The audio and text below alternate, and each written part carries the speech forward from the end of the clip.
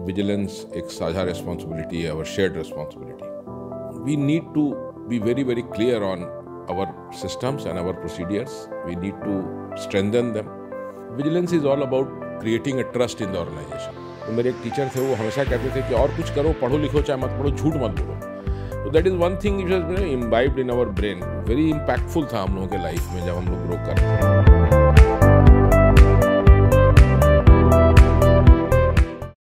नमस्कार, the vigilant mind special series of podcast में आपका स्वागत है.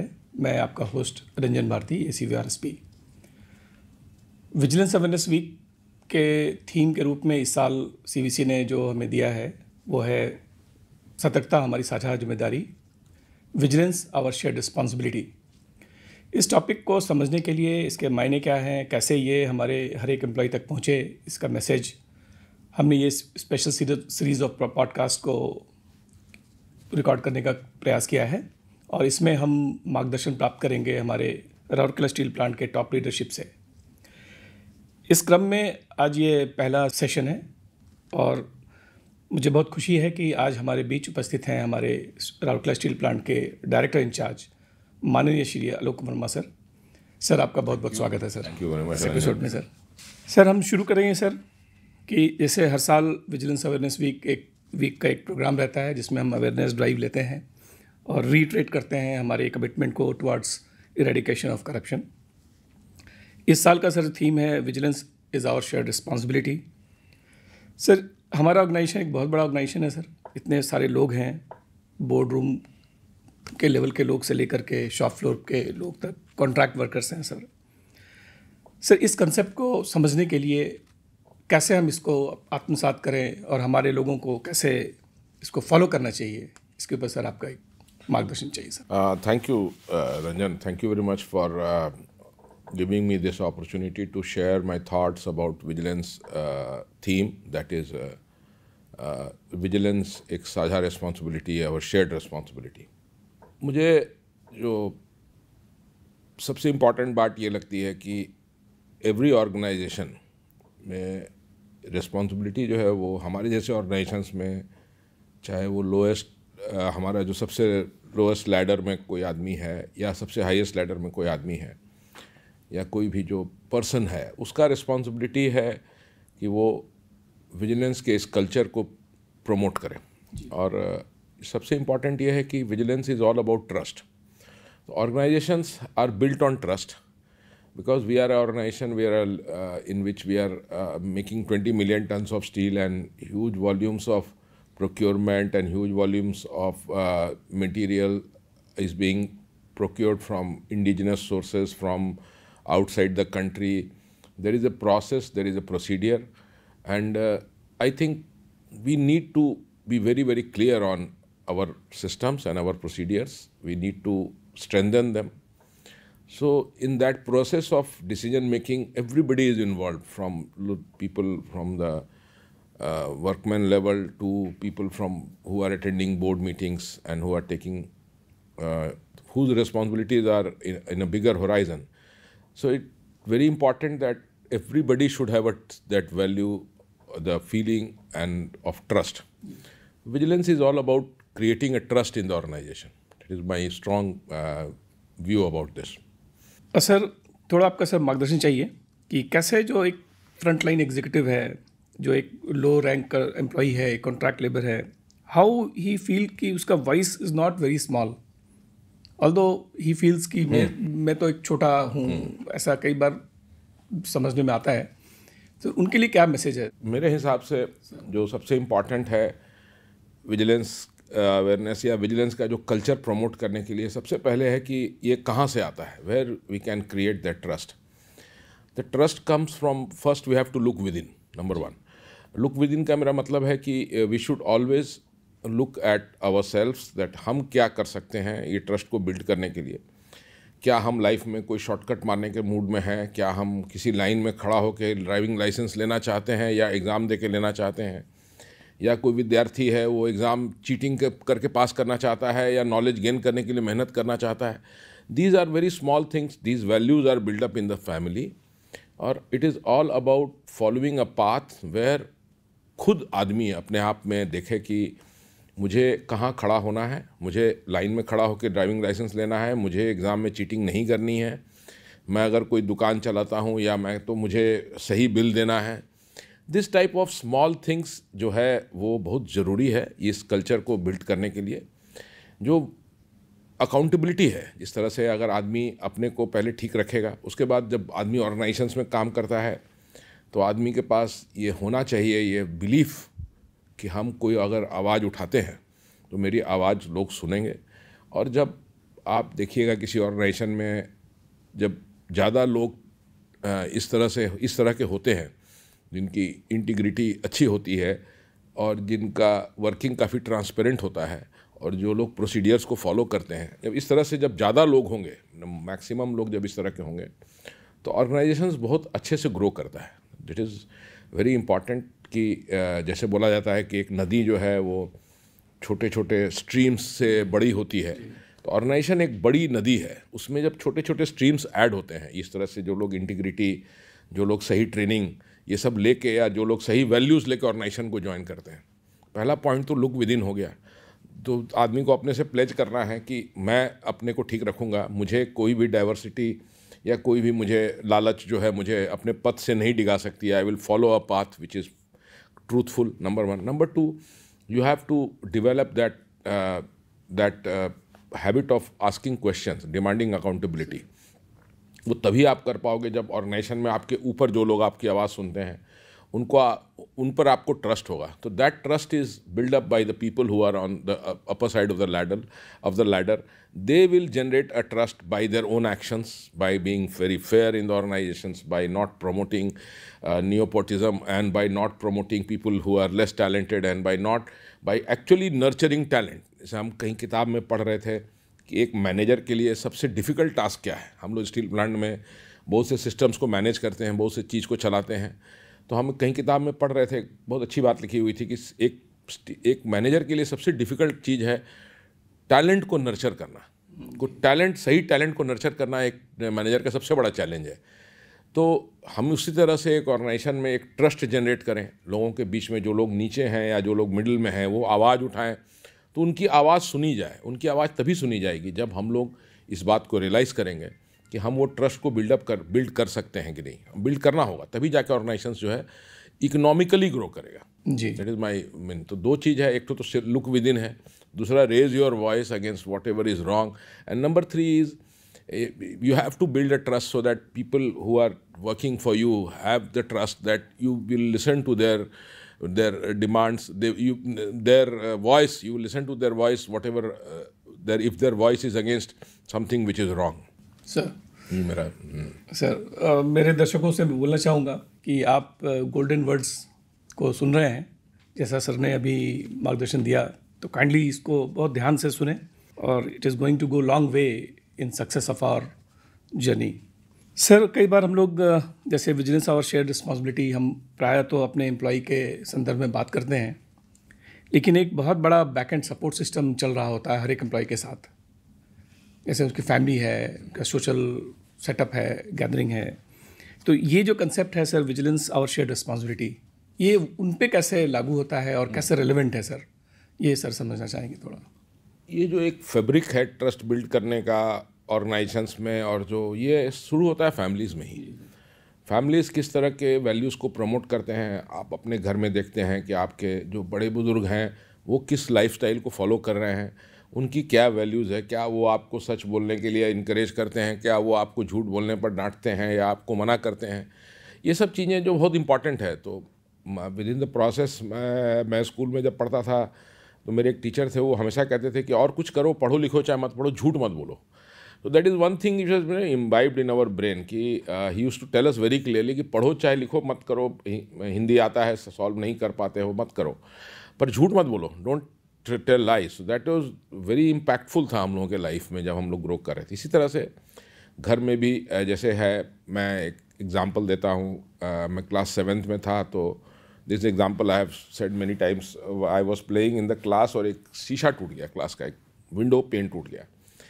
तो मेरे टीचर का एक बात जो मुझे हमेशा याद आता है कि झूठ मत बोलो। तो I walked up to the principal's office and I told him कि sir I was playing with a ball in my class and एक शीशा टूट गया विंडो का। नॉर्मली इस तरह के सिचुएशन में अगर कोई आदमी पकड़ा जाता तो उसको सस्पेंशन होती स्कूल से और उसको काफ़ी पनिशमेंट मिलता। But the principal of the school told me that because you came up to me and told me the truth, so I'm not going to punish you. So this has, these are very big incidents which have a very long lasting impact in your life. तो ये दो चीज़ है। Families में भी अगर आप अपने बच्चों को इनकरेज करते हैं कि वो सही काम करें, उसके लिए आपको खुद भी एक आचरण करना होगा। और दूसरा चीज़ है कि फैमिलीज़ के थ्रू ही ट्रस्ट बिल्डअप होता है। आदमी बहुत फॉर्मेटिव ईयर्स में जब यंग होता है तो जो स्कूल में टीचर्स होते हैं, जो उसके ज़्यादा जो घर में लोग होते हैं, अपने माँ बाप होते हैं, बड़े भाई होते हैं, अपने रिलेटिव्स होते हैं, जो आपको सिखाते हैं कि ये गलत है, ये सही है, वो आपको फॉलो करना जरूरी है। That makes you a complete worker, officer और as you come and contribute in the organisation. Sir thank you sir for enlightening us.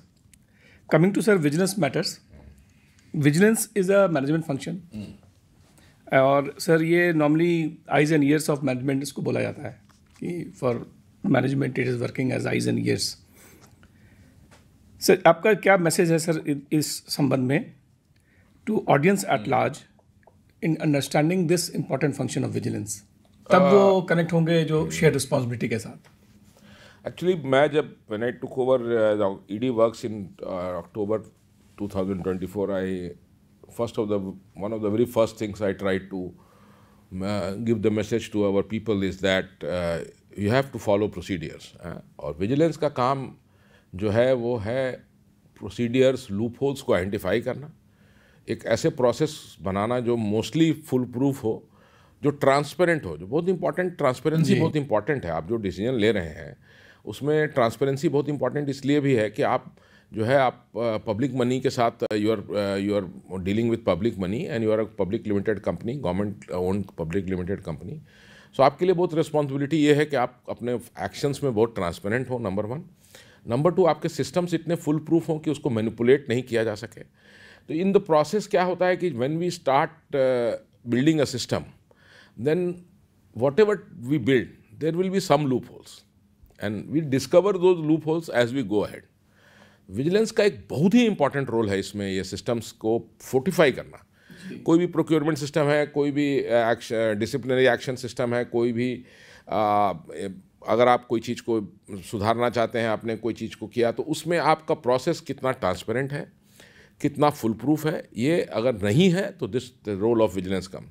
Punitive action last में मेरे हिसाब से इसको बोलते हैं कि कंस्ट्रक्टिव विजिलेंस। तो constructive vigilance is very important for the organisation का हेल्थ इंप्रूव करने के लिए। और वो अगर कोई आदमी इंटेंशनली कुछ गड़बड़ कर रहा है तो देन उसमें के लिए प्यूनिटिव एक्शन लेना है। But I think punitive action should come in the last. Before that we have to see whether he has followed the procedures, whether he has been transparent in taking the decision, whether a decision which he has taken, whether it is logically he has written it, whether he has documented it properly. Mostly क्या होता है, हम organisation में काम करते हैं, junior level में भी, सीनियर लेवल में भी हम देखते हैं लोग डॉक्यूमेंट नहीं करते हैं। कोई डिसीजन ले लेते हैं, डॉक्यूमेंट, इंटेंशन कितना भी अच्छा हो पर लोग डॉक्यूमेंट नहीं करते हैं। तो हम लोगों को इनकरेज करना चाहते हैं, लोगों को बताना चाहते हैं कि आप कोई भी डिसीजन लीजिए, डिसीजन नहीं लेना बहुत गड़बड़ है। डिसीजन लीजिए, गलत डिसीजन हो जाए इसके लिए डरिए मत, नंबर वन। बिकॉज आपको डिसीजन लेना है, डिसीजन लीजिएगा तभी ऑर्गेनाइजेशन आगे बढ़ेगा। डिसीजंस को डिले मत कीजिए। जो डिसीजन आप नहीं ले पा रहे हैं उसमें भी आप लिखिए, जो डिसीजन आप ले रहे हैं उसको भी डॉक्यूमेंट कीजिए। आप you might take a decision which might not appear to be correct to the other person, but if you document it properly, if you write the reasons, then there is no doubt कि आप सही ढंग से चल रहे हैं। तो that is, अगर प्रोसेस प्रोसीडियर को आप फॉलो कर रहे हैं, आप ट्रांसपेरेंट हैं और आप अपना डॉक्यूमेंट कर रहे हैं कोई रीज़न को, देन विजिलेंस का रोल बहुत ही अच्छा होगा उसमें। Constructive vigilance can play a part in that. जी sir, that is what I want. Sir मेरा अगला सवाल उसी से था, तो आपने तो सर बहुत अच्छे से उसको हमें समझा दिया। क्योंकि sir over a period of time vigilance का जो ऑब्जेक्टिव भी चेंज हुआ है सर। इनिशियली काफ़ी आप जैसा बोले तो वाकई कंप्लेंट हैंडलिंग और प्यूनिटिव एंगल था, but over a period of time अभी काफ़ी preventive vigilance, studying loops and loop holes in procedures, ये सब पे हम फोकस करते हैं सर। और आपका मार्गदर्शन हमें प्राप्त होता रहता है इस संबंध में भी sir. Thank you sir for enlightening in that. Sir एक हमारा जो इंडस्ट्री है इतना लार्ज एंड कम्प्लेक्स है, how can corruption be effectively curbed through stronger systems, technology and digitalisation? इनका कैसा सर मतलब हम लोग के लाइफ में एक बहुत बड़ा एग्जाम्पल है IRCTC। अगर आप देखिए तो IRCTC पहले जब मैनुअल बुकिंग था तो there used to be lot of manipulation and people used to stand in queues in for getting a ticket, and the clerk who was working as a railway booking clerk was the most important people in the city, one of the most important persons in the city. Everybody wanted to be friendly to him so that he can give you a ticket. IRCTC आया, पूरा digital हो गया, platform आ गया, website आ गया, ये ख़त्म हो गया। सो ये बहुत इंपॉर्टेंट है, ये एक सामने एग्जाम्पल है जी। आपको ये सामने कितना लर्निंग पॉइंट है कि हम लोग सोच नहीं सकते थे कि इतना भी मतलब होगा कि चेंज हो जाएगा, कि now you don't have to use other means for getting your tickets, you can get it, go and book your tickets directly.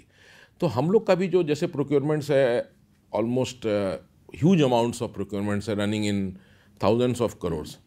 तो उसमें क्या है कि ये जो डिजिटल टूल्स हम लोग जो यूज़ करते हैं, जैसे SAP है, या अभी हम जो ट्रांसफॉर्म होंगे S/4HANA में, तो उसमें बहुत सा चीज़ ऐसा है, जैसे हम लोग उसमें कोई फॉर्मूला यूज़ करते हैं या कोई चीज़ को अगर हम एस्केलेशन कोई हम कैलकुलेट करते हैं, तो these are all available tools, number 1। Number 2, everything is whatever you write is there in the database for all times, you cannot remove a paper or things like that. उसके अलावा जब digital हो जाएगा, हम लोग digital तो काफ़ी हो गए हैं और इससे हमारा डिसीजन मेकिंग प्रोसेस भी काफ़ी अच्छा है।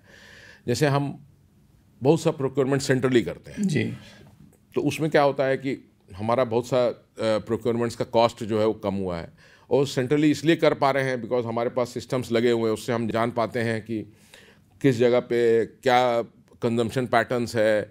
हमारे पास everything is now written digitally available to everybody, people who take a decision, उनके पास ये सब टूल्स हैं जी।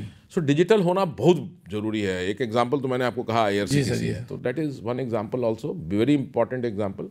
हम लोग भी अभी ऑलमोस्ट हर एक चीज़ डिजिटल हो गया है हमारा जैसे प्राइसेस है, कंजम्पशन पैटर्न्स है, प्राइसेस अक्रॉस लास्ट 5 ईयर्स है, ये सब हम एक क्लिक ऑफ द बटन पे जान सकते हैं। तो that is very important tool for taking right decisions and in a very transparent manner. Sir leveraging technology को सर CVC भी काफ़ी प्रमोट करता रहा है, हम लोग भी इसको काफ़ी प्रमोट करते रहे सर। और जैसे मैनेजमेंट का सपोर्ट तो हमेशा से रहा है सर, जैसा आपने अभी कहा भी। सर एक कंसेप्ट आता है सर, जब विजिलेंस की बात करते हैं या विजिलेंस जैसे एजेंसीज़ हैं जो इन्वेस्टिगेट करती हैं, कि मैनेजर्स जो होते हैं, जो एग्जीक्यूट कर रहे होते हैं, प्रोडक्शन में इन्वॉल्व रहते हैं, they face the burden of urgency. उनको एक पर्टिकुलर माहौल में डिसीजन लेना रहता है, अभी कुछ करना है तो एक डिसीजन वहाँ लेना पड़ता है। वाइल जो इन्वेस्टिगेटिंग एजेंसीज़ हैं, they enjoy the luxury of hindsight. एक बार कोई डिसीजन हो गया, देन एक इन्वेस्टिगेटिंग एजेंसी के पास तो सारे records, every situation is available, तो उसके लिए थोड़ा काम आसान हो जाता है। लेकिन जो फ्रंट लाइन मैनेजर है, वो किस माहौल में डिसीजन ले रहा है सर, ये इस बैकड्रॉप में वाइल द इन्वेस्टिगेटिंग जो एजेंसी है, उनको भी अपना फेयर असेसमेंट करना ही चाहिए, इन सारे सिचुएशन को ध्यान में रख के करना चाहिए, और हम लोग उसको प्रमोट भी करते हैं सर। बट सवाल ये है सर कि व्हाट प्रिकॉशंस ए मैनेजर जो उस डिफिकल्ट सिचुएशन में तो डिसीजन ले रहा है, but what precaution he should take, कि मतलब डिसीजन तो आप जो भी लेना है काम के इंटरेस्ट में लें, कोई उसमें अदर एंगल ना रहे। Right. उसके लिए आपका सर क्या मैसेज है सर? मैं जैसा कह चुका हूँ कि इट इज़ मैं खुद I have been in that process where I was a junior manager and when I walked into the boardroom one day.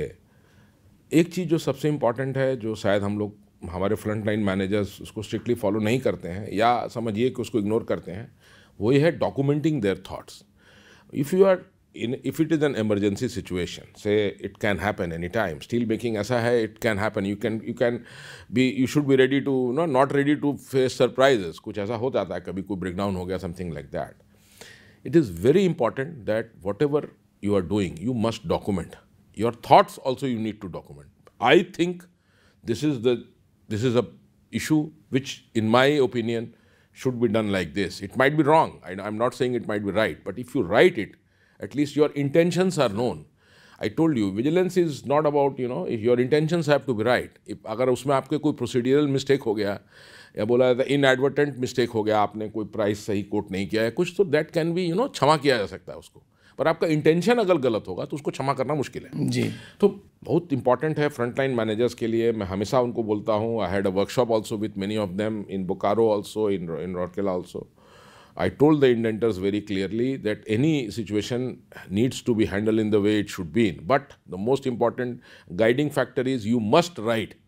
You must write your opinions. You must write the reason why you are taking a decision, and you must justify your points. If you have justified, you might be wrong, but I am not worried about that. But if you don't write anything and if you take a decision, the other person who is looking at your file will surely doubt about your intentions.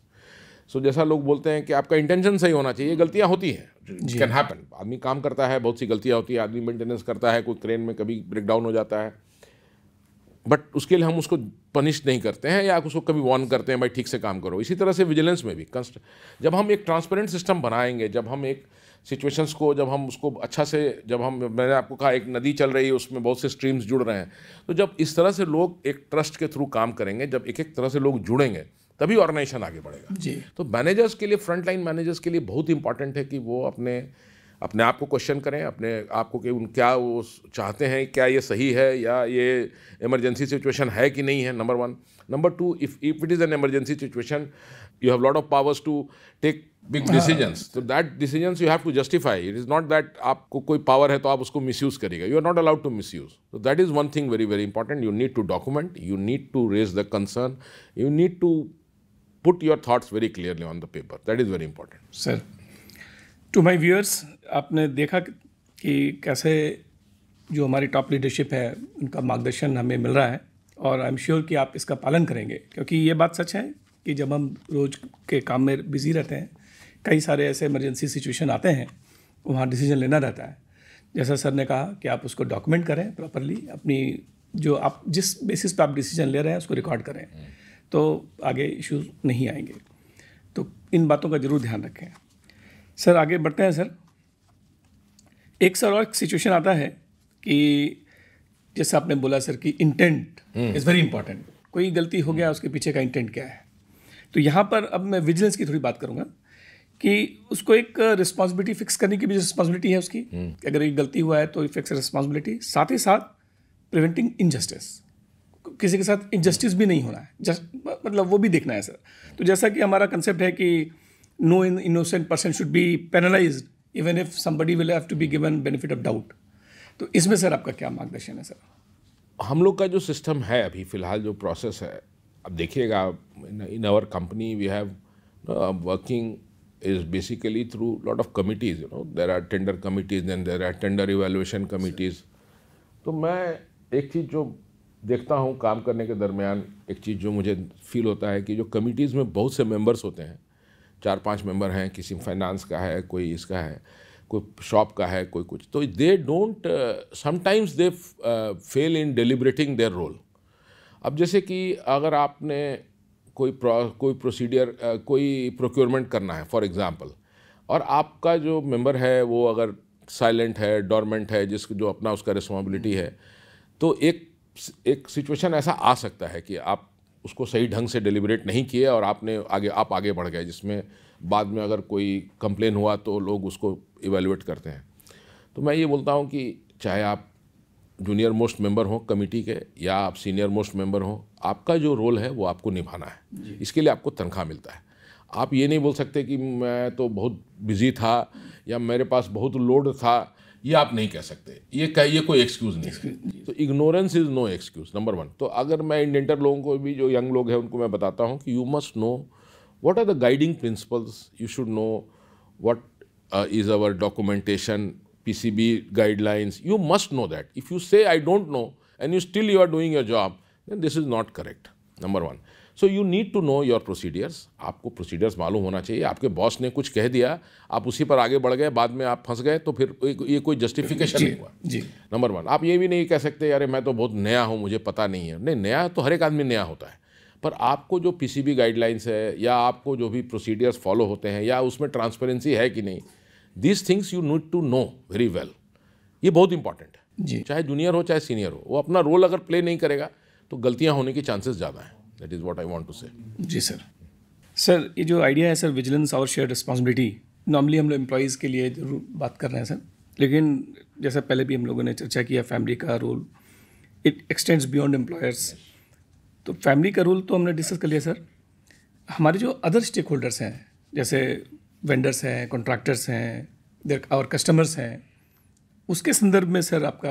ये बहुत important है, because जो हमारे stake holders हैं, जो हमारे suppliers हैं, जो हमारे बिजनेस पार्टनर्स हैं, जो अदरवाइज हमसे जुड़े हुए हैं, जो शहर के लोग हैं, उनके अंदर में ये ट्रस्ट होना चाहिए कि हम कोई अन्याय नहीं करेंगे, हम कोई इनजस्टिस नहीं करेंगे, हम नियम कानून को फॉलो करेंगे। हमने एक प्रोसीजर बनाया है जो जस्टिस को प्रमोट करता है। हमारे बिजनेस डीलिंग जितने भी हैं, बिजनेस जो हमारे अदर आर्म्स हैं, जैसे हमारा सप्लायर है, हमारा बिजनेस कॉन्ट्रैक्टर है, उसको भी कभी ये फील नहीं होना चाहिए या कभी उसको हमारे किसी प्रोसीडियर से विक्टिमाइज्ड महसूस नहीं होना चाहिए। We have to ensure that whatever उसका जो ड्यू है वो उसको मिले, और हमको ये भी इंश्योर करना है कि जो उसको करना है, जो हमने उससे कमिटमेंट एक कॉन्ट्रैक्ट के थ्रू जो हमने उससे कमिटमेंट करवाया है, या हमने उसको इनवाइट किया है कि आप हमारे पास काम कीजिए, और उसने एक्सेप्ट किया है और हम लोग के बीच में कॉन्ट्रैक्ट है, उस कॉन्ट्रैक्ट को बिल्कुल एकदम फॉलो होना चाहिए। जैसे अगर हम कोई ब्रिज बना रहे हैं या बिल्डिंग बना रहे हैं या कोई मेंटेनेंस एक्टिविटीज़ कर रहे हैं, तो मेरा सुपरविजन बिल्कुल परफेक्ट होना चाहिए इस मामला में, बिकॉज हम पब्लिक मनी उसको दे रहे हैं, and we should it has to, and वो आदमी को भी अगर वो काम सही ढंग से कर रहा है तो उसको भी सही पैसा मिलना चाहिए। That both we have to ensure. Mostly SAIL में ये प्रॉब्लम अभी नहीं है। सेल में जैसे हम देखते हैं आरएसपी में भी आए, हमारे जो सप्लायर हैं, हमारे जो कॉन्ट्रैक्टर्स हैं, दे आर वेरी कॉन्फिडेंट कि अगर वो काम करेंगे तो उनको पैसे मिल जाएंगे। ये पैसे सही ढंग से मिल जाएंगे, टाइम से मिल जाएंगे, और उनको सही पैसे मिलेंगे। तो that I think that trust we have built up in RSP, in also in other steel plant SAIL also other. मैं दुर्गापुर बर्नपुर भी कुछ दिन चार्ज में था, अभी मैं बोकारो के चार्ज में हूँ। This trust of the stakeholders in a company like SAIL अभी बहुत अच्छा है। This is very nice, this is very good on our part that we have been able to cultivate that. People know that if they want their voice to be heard, it will be heard in the right place. That is there. Sir, thank you, sir. Sir, we are towards the end of this discussion session, sir. जैसा कि sir ये हम लोग vigilance awareness week 2025 27 अक्टूबर से 2 नवंबर तक का है period, जिसमें ये थीम है। इस थीम पे सर जनरल हमारे श्रोताओं के लिए आपका एक मैसेज सर। जनरल 3 बात मैं कहूँगा। Number 1, take a pledge about yourself. Tell yourself that this will come through all your formative years, through all your mothers, your mother, what your mother taught you, what your father taught you, what your teachers taught you, what your peers taught you, what your seniors taught you, what your relatives taught you, what your boss taught you. That is very important. एक समय ऐसा आता है 19, 20, 21 साल की उम्र में जब आदमी एक बॉस से मिलता है, उसके वो बॉस नया आदमी होता है उसकी ज़िंदगी में, वो पता नहीं कैसा आदमी होगा। वो बॉस का रोल इतना इम्पॉर्टेंट है, मतलब इतना इम्पॉर्टेंट है कि आप देखिएगा लोग अपने बॉस की तरह होते हैं। जब वो 50-55 साल के होते हैं तो लोग अपने बॉस, जो फर्स्ट बॉस होता है वो क्या सिखाता है उससे वो डिपेंड करता है। जैसे लोग बोलते हैं कि लड़के जो हैं वो अपने बाप की तरह हो जाते हैं जब वो बूढ़े होते हैं, तो आदमी भी जब ऑफिसर होता है तो वो अपने बॉस की तरह होता है। तो बॉस इसका रोल बहुत इंपॉर्टेंट है। तो हर एक आदमी जो बॉस है, किसी न किसी का जरूर बॉस है। कोई चार्जमैन है वो अपने रिगर का बॉस है, कोई रिगर है वो अपने खलासी का बॉस है। Everybody must be very they have to look within. Number 1, अपने गिरेबान में झांकिए। वो आपका फॉर्मेटिव जो आपका थ्योरी है, जो आपका अपने बारे में जो you have to take a pledge with yourself that I will follow a path which is not wrong, which is not distracted, which is not corrupt. Corrupt का मतलब it is not about money, it is about erosion of trust. आपका trust कहीं erode कर गया, कोई आदमी आप पर विश्वास नहीं कर रहा है, आपका सबॉर्डिनेट आपको डाउट कर रहा है आपके डिसीजंस को, तो that is not good for the organisation. Number 1, तो take a pledge with yourself, whatever role you are assigned, do that role with lot of sincerity, lot of integrity and lot of transparency. Transparency is very important, number 1. Number 2, raise your voice against anything which is wrong. You must have this and you must have that trust. Don't worry कि हम कुछ बोलेंगे तो कोई क्या सोचेगा, क्या करेगा। नहीं, अगर आप कुछ नहीं बोलेंगे, कुछ नहीं, तो कोई भी चीज़ का सुधार नहीं होगा। तो raise your voice against whatever is wrong, whatever you feel is not being done in the right way. You have every right to raise the voice. Simultaneously जिसको पास आप वॉइस रेस कर रहे हैं उसको इतना ट्रस्ट जनरेट करना चाहिए अपने सबॉर्डिनेट्स में, अपने लोगों में, उसको पता रहे कि भाई ये आदमी जो है इसके पास हम बोलेंगे तो he will listen to me, he will listen to the right things. ये 2 चीज़ें बहुत इंपॉर्टेंट है। और तीसरा वही है कि विजिलेंस का जहाँ तक एंगल है, विजिलेंस को कंस्ट्रक्टिवली लूप होल्स, सिस्टम्स, इसको ठीक करना है। प्यूनिटिव एक्शन लास्ट में लेना है। अगर नहीं हो रहा है इससे सुधार या कोई का इंटेंट अगर गड़बड़ है जो कि रिफ्लेक्ट होता है, तो बेसिकली आप देखिएगा कि बहुत से चीज़ों में हमने देखा है अपनी ज़िंदगी में कि आप अगर कोई प्रोसेस इंप्रूवमेंट विजिलेंस करता है तो उससे बहुत फ़ायदा होता है बनिस्बत कि अगर किसी पर कोई एक्शन लेता है तो किसी पर एक्शन लेता है, अगर किसी को वार्निंग लेटर देता है, किसी को सेंसर करता है, किसी को डिग्रेड कर देता है, किसी को, तो वो ज़रूरी होगा। आई एम नॉट सेइंग कि वो ज़रूरी नहीं है, पर अगर आप उसको क्वांटिफाई करिएगा what improvement it has actually brought in the system, तो आप देखिएगा कि एक सिस्टम इंप्रूवमेंट, एक सिस्टमैटिक प्रोसीडियर इंप्रूवमेंट बहुत ज़्यादा इंप्रूवमेंट लाता है in the working of the organisation and economic growth of the organisation. अगर आपके सिस्टम्स ट्रांसपेरेंट होंगे, कंपनी डिसीजन मेकिंग बहुत फास्ट होगा। डिसीजन मेकिंग फास्ट करना है बहुत ज़रूरी। जी सर, थैंक यू सर। आपने जो विजन दिया है आपके इन मैसेजेस के थ्रू, आई एम श्योर मेरे जो श्रोता है, जो ऑडियंस है, they will take note of it and follow the path to achieve greater heights for not only self but for this wonderful company also. So thank you sir once again for being with us. Thank you very much Ranjan and team of Vigilance for doing this a very innovative thing, sir. Asking people to talk about vigilance, it is so good. Normally vigilance का जो iron curtain है उसको आप लोगों ने हटाया और हटाने का प्रयास किया, and very important that people should feel free to discuss with you people also whatever steps they want to take. And most important, again I will say, indenters, to all the indenters, please read the procedures, please know about your things, please document your whatever your decisions you are taking, the reasons behind that. Thank you so much, it was really a very great experience. And just last word for the listeners, remember, responsibility is shared, but the power to make a difference begins with each one of us. Yes. So with that, a very thank you.